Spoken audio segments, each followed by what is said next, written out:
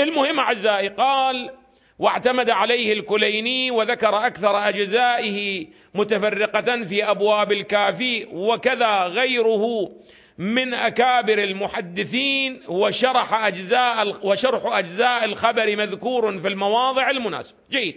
إذن العلامة المجلسي أعزائي يعتقد بأن هذه الرواية من حيث السند مقبولة أو ضعيفة أعزائي؟ من حيث السند ضعيفة. وهذا ما يصرح به أيضا أعزائي في مرآة العقول المجلد 17 صفحة 61. المجلد 17 صفحة 61، يعني عندما يأتي إلى روضة الكافي أعزائي ينقل الرواية هناك ويشير إلى أنها ماذا أيضا كذلك. طبعا مو هاي الرواية ينقل رواية أخرى عن فيها القاسم بن يحيى، يقول ضعيف.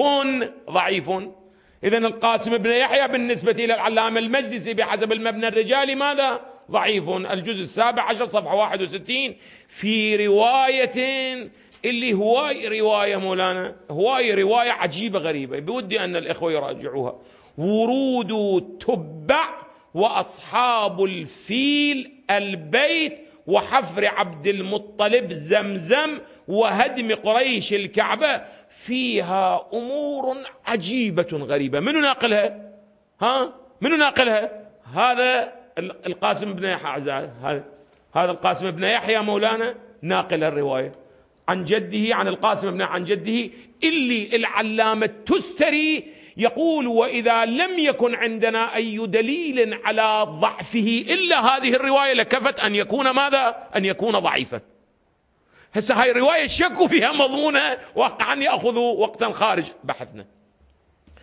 هسه هاي الرواية أعزائي التفتوا لي جيدا، هاي الرواية أبو 400 اللي محل شاهدنا، هذه الرواية أعزائي منقولة من أصل وكتاب للقاسم بن يحيى.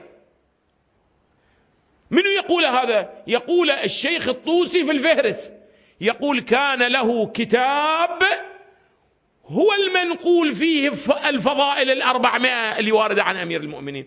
في الفهرس أعزائي للشيخ الطوسي أعزائي رقم الترجمة 575، القاسم بن يحيى الراشدي له كتاب فيه آداب أمير المؤمنين. هذا الذي الآن الحديث المعروف ماذا؟ بال400، هذا مأخوذ من هناك.